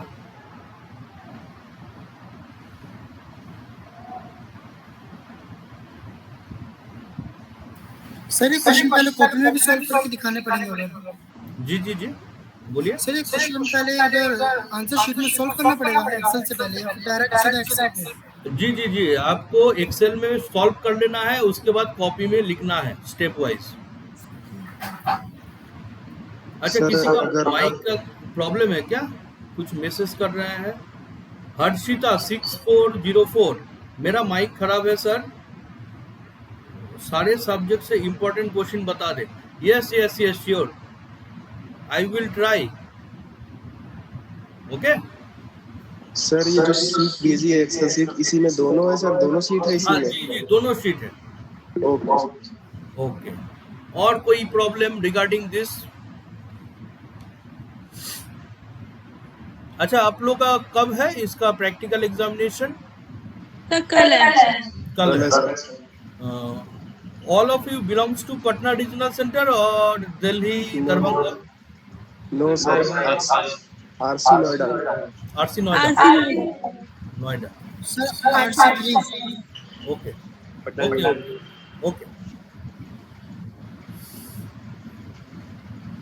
ओके। अच्छा, लास्ट जो पार्ट है हम लोगों का बहुत ही सिंपल पार्ट है 45 का, ठीक है, एक बार देख लीजिए। सर 45 अगर कराने के बाद टाइम मिलेगा तो सर एक एप्लेट का प्रोग्राम बता दीजिएगा सर। आज मेरे पास टाइम बहुत ही कम है। हम ये जो हम लोग का ग्रुप है इसमें हम लोग का कुछ टाइम अगर बच जाता है तब हम लोग देते हैं आप लोगों के लिए। श्योर सर क्या होता है सर एप्लेट का प्रोग्राम सर अगर ग्रुप में आप भेज दें तो सर सही तब भी हम लोग कर लेंगे सर, कम से कम सर तब भी हम लोग कर लेंगे सर। एप्लेट का प्रोग्राम एक ग्रुप में भेज दीजिएगा सर प्लीज सर। ओके, मेरे पास होगा शायद, हम अभी भेज देते हैं क्योंकि बाद में हमको जो है याद नहीं रहेगा किसको क्या बोले हुए थे। नहीं सर भेज दीजिए सर भेज दीजिए सर। हम ट्राई करते हैं, देखते हैं मेरे पास होगा।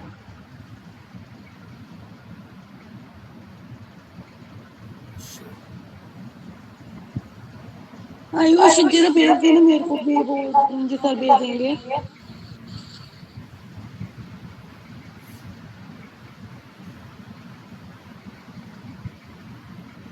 ओके मैं ग्रुप में भेज दूंगा।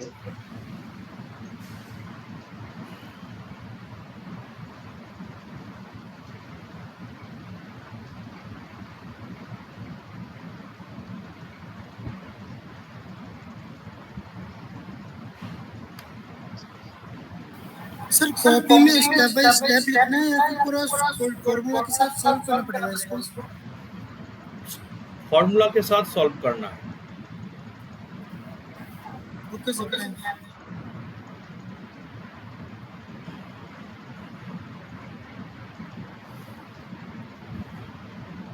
अच्छा, दो प्रोग्राम हम दो क्लास फाइल और जावा फाइल दोनों भेज दिए हैं एप्लेट प्रोग्राम के लिए, ये आप चेक कर लीजिए। Okay no problem. लास्ट जो पार्ट है हम लोग का वो थोड़ा कंप्लीट कर लेते हैं।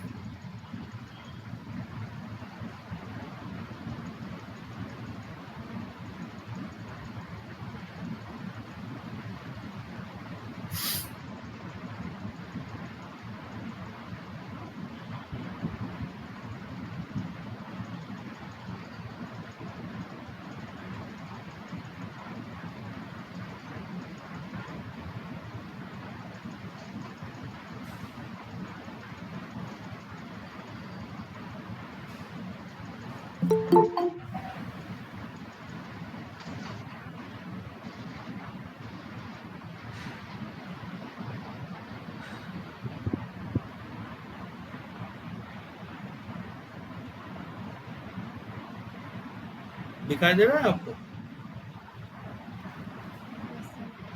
हाँ यस जी।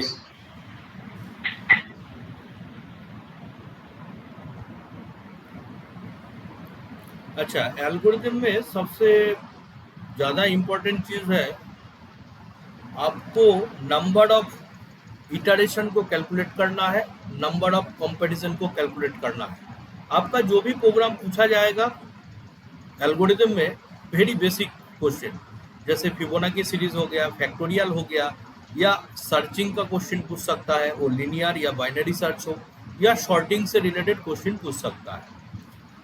तो जैसे कि यहाँ पर आपको दिखाई दे रहा है, write a program to generate 10 Fibonacci series and calculate complexity of each statement and total complexity of a program, है ना? तो complexity भी find out करना है। Next part, write a program to find minimum of 10 numbers and calculate the time complexity of each statement and total complexity of a program। मतलब जितना भी line आप लिखिएगा प्रोग्राम में, तो हर एक लाइन का टाइम कॉम्प्लेक्सिटी कितना होगा और ओवरऑल टोटल प्रोग्राम का टाइम कॉम्प्लेक्सिटी कितना होगा, ये कैलकुलेट करने के लिए कहा जाएगा। ठीक है, तो एक चेक करते हैं हम लोग कैसे हम लोग इसको बनाते हैं।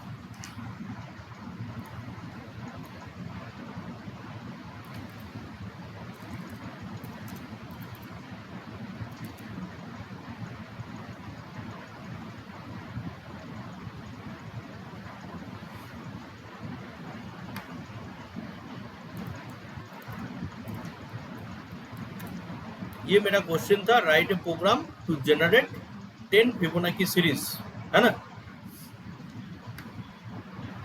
तो फिबोनाची सीरीज क्या होता है ये मालूम है ना? यस जी। तो आप इनिशियल वैल्यू कितना होगा?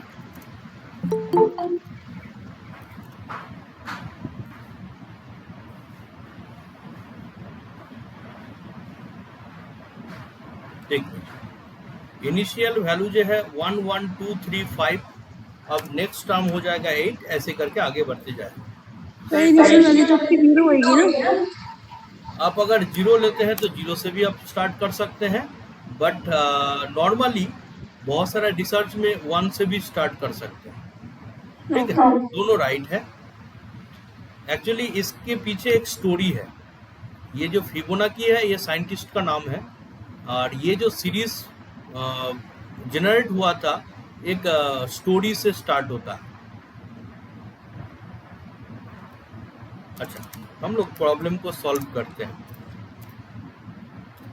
कितना है? 10 है ना? 10 फिबोनाची सीरीज करना है। तो इनिशियली 2 वैल्यू तो आपको गिवन रहेगा।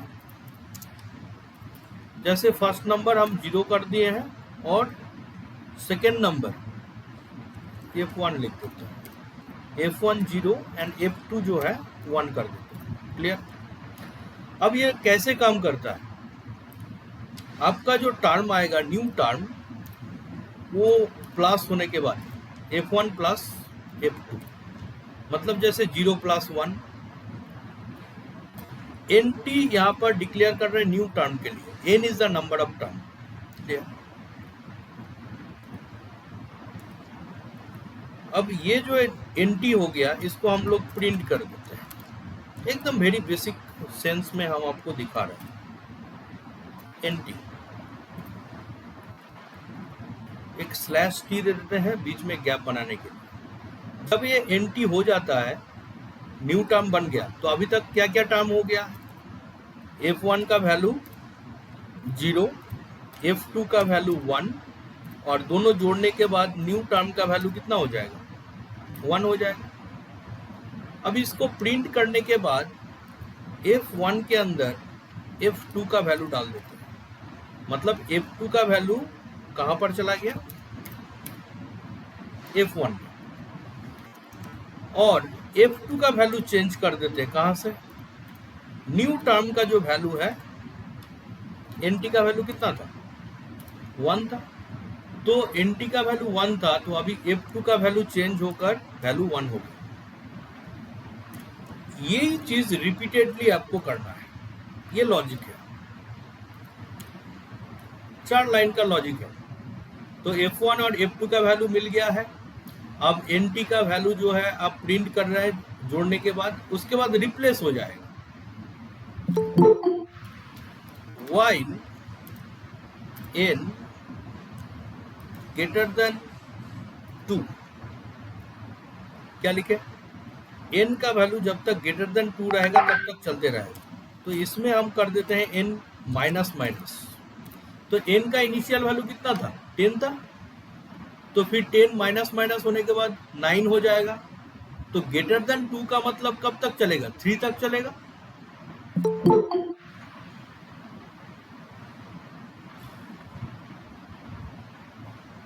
जी, ये समझ में आया आपको?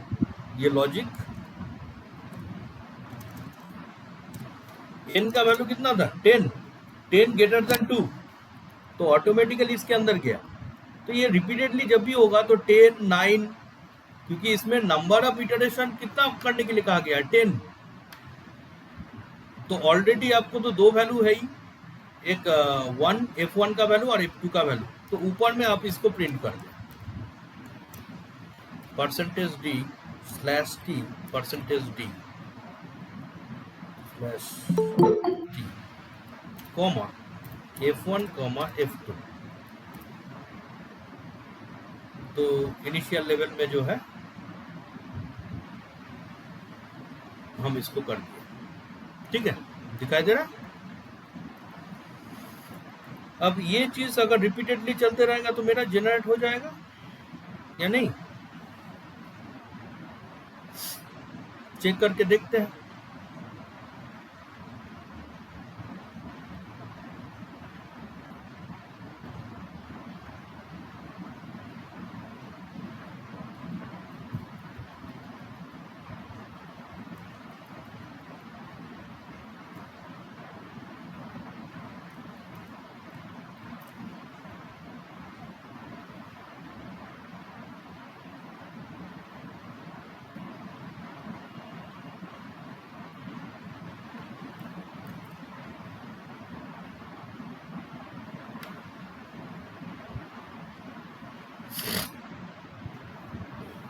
क्वेश्चन क्लियर है ना सबको?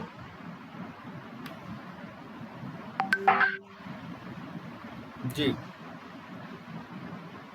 साइड में आपको आउटपुट दिखाई दे रहा है, देख लीजिए 1 2 3 4 5 6 7 8 9 10। अभी n का वैल्यू जितना होगा उसके ऊपर बेस करके जो है आपको ये सीरीज दिखाएगा। अब आते हैं कॉम्प्लेक्सिटी फाइंड करना। आपका ये प्रोग्राम कंप्लीट हो गया है ना। अभी इसका कॉम्प्लेक्सिटी कैसे फाइंड करते हैं? नॉर्मली कोई भी असाइनमेंट होता है तो उसके लिए बिगो ऑफ 1,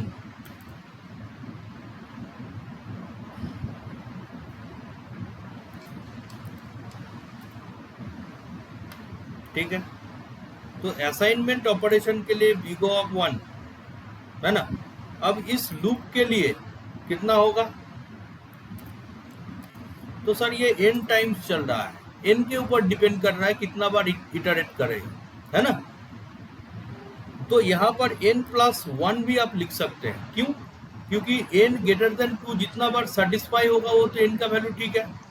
उसके बाद ऑटोमेटिकली एक कंडीशन ऐसा भी आएगा जो कि फॉल्स हो जाएगा, तो फॉल्स कंडीशन यहाँ पर टेस्टिफाई हो जाएगा बट अंदर में नहीं होगा।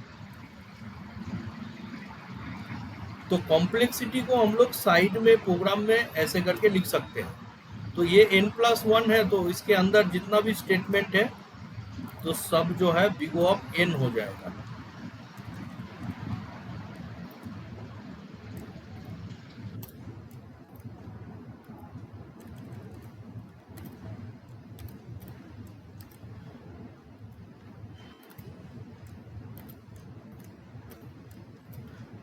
तो जब भी कोई लूप होगा ना तो लूप में 1 टाइम एक्स्ट्रा होता है क्योंकि एक फॉल्स कंडीशन को हम लोग ऐड कर लेते हैं, और लूप के अंदर जब भी जाएगा तो 1 by 1 big O of n condition apply होगा।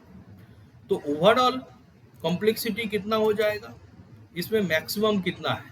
अगर हम लोग देखते हैं बिगो ऑफ n+1, तो big O of n+1 it means the total complexity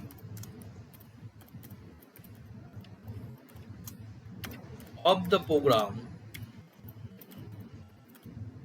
equal to excuse me sir. Sir ये वैसे n-1 तक चलना चाहिए ना सर ये, क्योंकि ये 0 तक तो नहीं जा रहा, वैसे 2 पे आके रुक रहा है। यहाँ पर n डिफाइंड नहीं ना है, जो एक्चुअली कितना है, कितना टाइम लगेगा उसके ऊपर बेस करके हम बिगो ऑफ n ही लिखे हैं, n-1 नहीं लिखेंगे। अगर आप जैसे कि यहाँ पर 3 तक चलेगा n का वैल्यू 10 9 अप टू 3 तक चलेगा, तो ये जो है एक लीनियर हो रहा है ना, तो लीनियर कॉम्प्लेक्सिटी को हम लोग बोलते हैं बिगो ऑफ n। हाँ सर जी जी, इसी बेस पर हम बिगो ऑफ n+1 लिखे हैं, एक बार एक्स्ट्रा है इसलिए।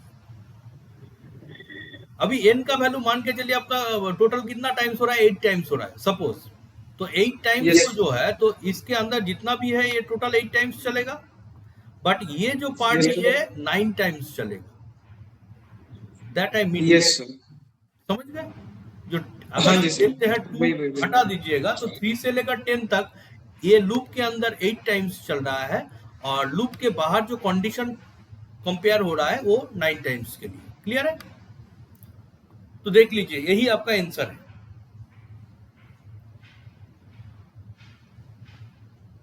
समझ गए?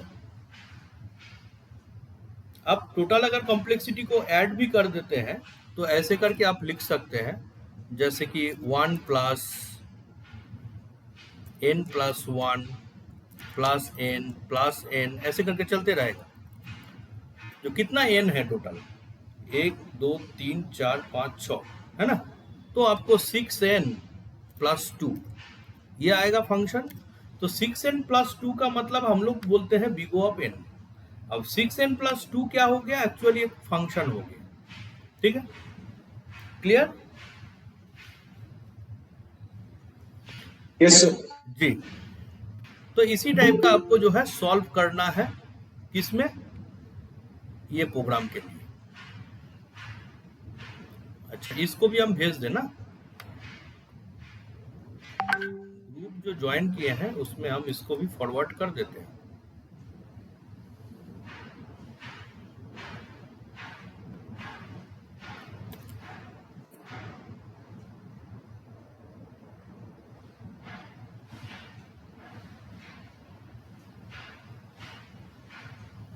ओके, नेक्स्ट क्वेश्चन का पार्ट अगर देखते हैं, write a program to find the minimum of 10 numbers and calculate the time complexity of each statement. तो आपको 10 नंबर्स लिया जाएगा, उसके अंदर जो मिनिमम है उसको आपको फाइंड करना है ना? कैसे होगा जी सर, किसी को आइडिया? अच्छा देख लीजिए, find the minimum of 10 numbers. तो इनिशियली आप जो है 10 नंबर्स को इनपुट डाल दीजिए, हम इसी में दिखा देते हैं, ठीक है? कोई प्रॉब्लम नहीं ना है?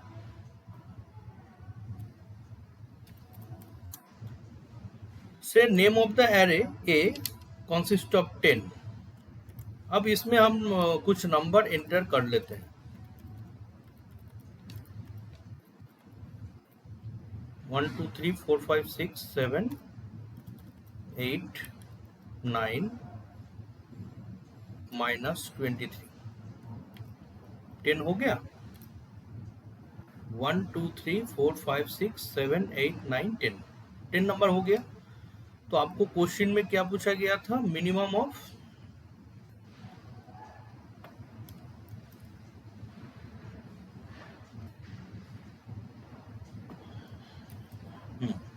Minimum of 10 numbers. तो इसमें से मिनिमम नंबर को फाइंड करना है, से मीन करके एक वेरिएबल कर देते हैं। तो इनिशियल मीन का वैल्यू हम सेट करके रखते हैं ए ऑफ 0, मतलब फर्स्ट वैल्यू कितना है? ए ऑफ 0 का मतलब 20। It indicate the first value of the array 20, mean के अंदर डाल दिए हैं। अब आपको क्या चेक करना है? ये जो मीन का वैल्यू है, ये वैल्यू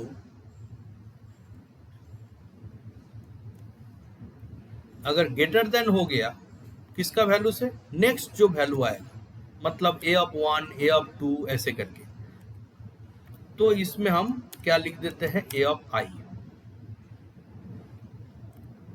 ये क्लियर है? तो आपको इस जगह पर समझना है, जो हम मीन का वैल्यू सेट कर दिए हैं 10 या 20, अभी नेक्स्ट वैल्यू जो आ गया वो है 12। तो 20 ग्रेटर देन अगर 12 हो गया तो अभी मीन का वैल्यू को चेंज करना पड़ेगा। क्या करना पड़ेगा? 12 करना पड़ेगा। तो मीन का वैल्यू चेंज करके आप ए ऑफ आई कर दीजिए। तो ये रिपीटेडली आपको चलते रहेगा। अब इसको जो है एक लूप के अंदर डाल देते हैं, जिसमें आई का वैल्यू 1 से स्टार्ट करते हैं, क्योंकि 0 ऑलरेडी हम मीन के अंदर डाल चुके हैं। 0 to 9, 10 तक जाना है, मतलब 0 to 9। क्लियर है?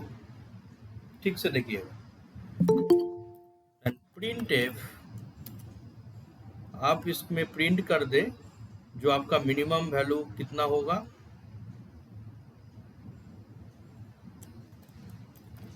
Minimum value equal to percentage D.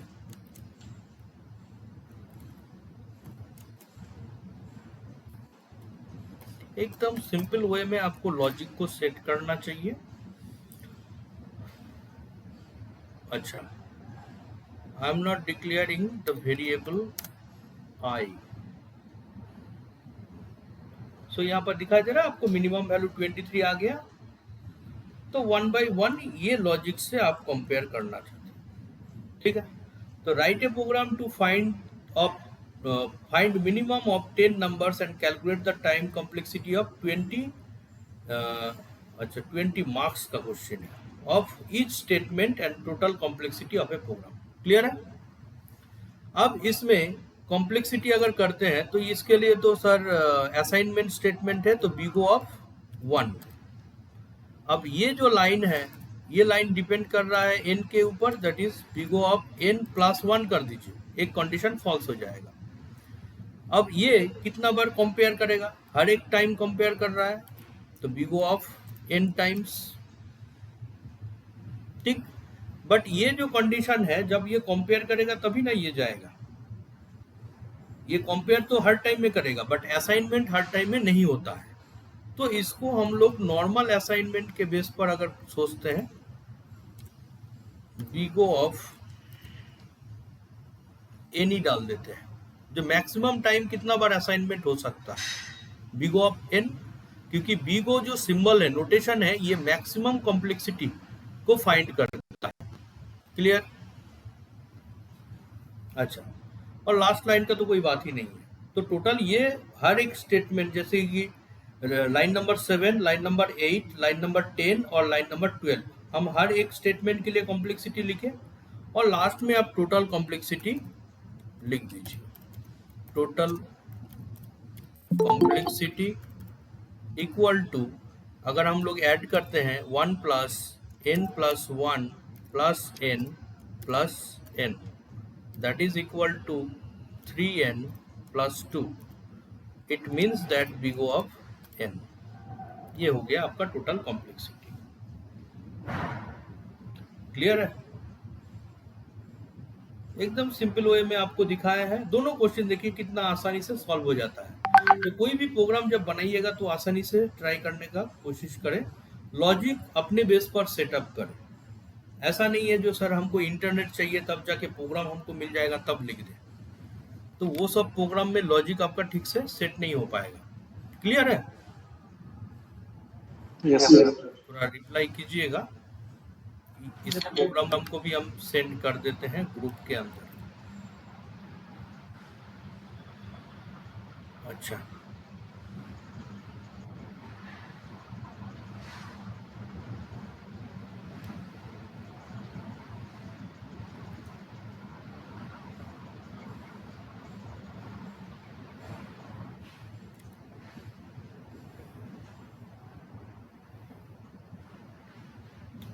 अच्छा, कोई बोला है जो ग्रुप में कमेंट, अच्छा हम लोगों का जो अपलोड करता है हो सकता है वो किड्स के लिए कर दिया होगा, आगे का जो वीडियो होगा उसमें बोल देंगे, ठीक है?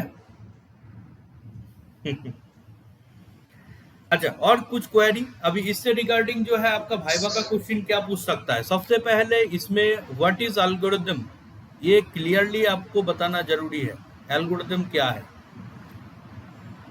दूसरा, टाइम कॉम्प्लेक्सिटी क्या होता है and how is it different from space complexity. तो टाइम कॉम्प्लेक्सिटी और स्पेस कॉम्प्लेक्सिटी के अंदर क्या डिफरेंस है, ये भी पढ़ लीजिए। अच्छा, ये दो क्वेश्चन लगभग में एल्गोरिथम में कभी भी जो है भाइवा में पूछा जाता है। एल्गोरिथम क्या होता है, इसका फीचर्स क्या है,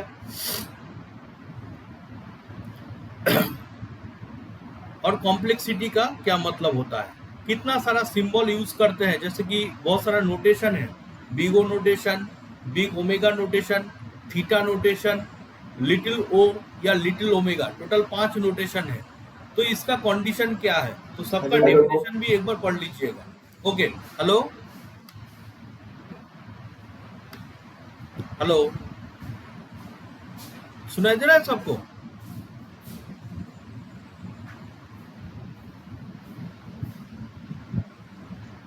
hello,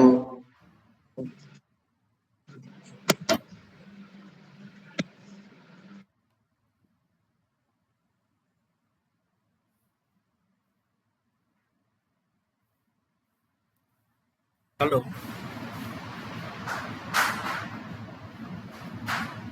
hello,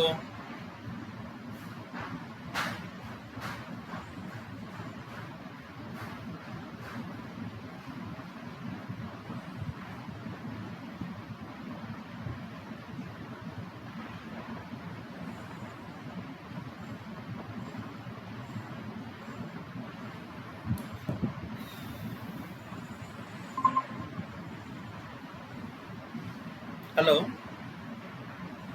hello, yes sir. तो क्लियर हो गया ना? लगभग मैं तीनों सब्जेक्ट को जो है थोड़ा थोड़ा पार्ट करके दिखाए हैं, तो आप लोग ट्राई करें ठीक से करने के लिए।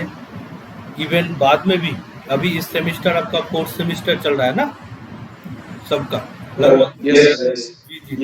नेक्स्ट सेमेस्टर में आपको जो है कम से कम और भी पेपर्स है, उसमें प्रोजेक्ट वर्क या सिनोप्सिस वर्क ठीक से करें, ठीक है? उसमें भी बहुत ही अच्छा सीखने का ऑप्शन मिलेगा, क्योंकि बीसीए का जो प्रोजेक्ट होता है एक्चुअली बाद में आपको कोई भी कंपनी में जब इंटरव्यू देते हैं तो उसमें आपको हेल्पफुल है, उसको हम लोग एक एक्सपीरियंस मानते हैं। ठीक है, हम सोच रहे थे बाद में अगर होगा तो आप लोगों को सिनॉप्सिस से रिगार्डिंग भी एक क्लास प्रोवाइड करेंगे। और इसमें सबसे इम्पोर्टेंट टॉपिक होता है जो सॉफ्टवेयर को आप अपने बेस पर बहुत छोटा सॉफ्टवेयर बनाइए, अपने से बनाइए और एक ही पेज डिजाइन कीजिए, 2 ही पेज कीजिए, लेकिन अपने से कीजिए। Do not copy from other. ज़्यादा से ज़्यादा स्टूडेंट हम लोग के पास जो भी सिनॉप्सिस आता है चेकिंग करने के लिए सब कॉपी पेस्ट रहता है इंटरनेट से, तो प्लीज़ वो सब मत कीजिए, अपने से थोड़ा लिखने का ट्राई करें। और कभी भी प्रोग्रामिंग भी कीजिएगा तो अपने से करने का ट्राई करें। क्लियर है? उम्मीद है जो कुछ आप लोग को हेल्प हुआ होगा। Okay, thank you to everyone. अभी हम लोग का भी मेरा भी टाइम हो गया है। ओके सर, थैंक यू आपको बोलना चाहिए सर हम लोगों को। ठीक है, कोई बात नहीं है, हम लोग थोड़ा टाइम बचता है तो, लेकिन ग्रुप को ठीक से मेंटेन कीजिए तो आगे के लिए। जी जी जी, okay, thank you sir. Thank sir you, sir. PDF sir वो वाइवा का क्वेश्चन भेज दीजिएगा सर। हम ट्राई करते हैं जितना जल्दी हो सकता है। ओके ओके, इम्पोर्टेंट क्वेश्चंस बताओगे अभी? ठीक ठीक ठीक, ओके, श्योर। Okay sir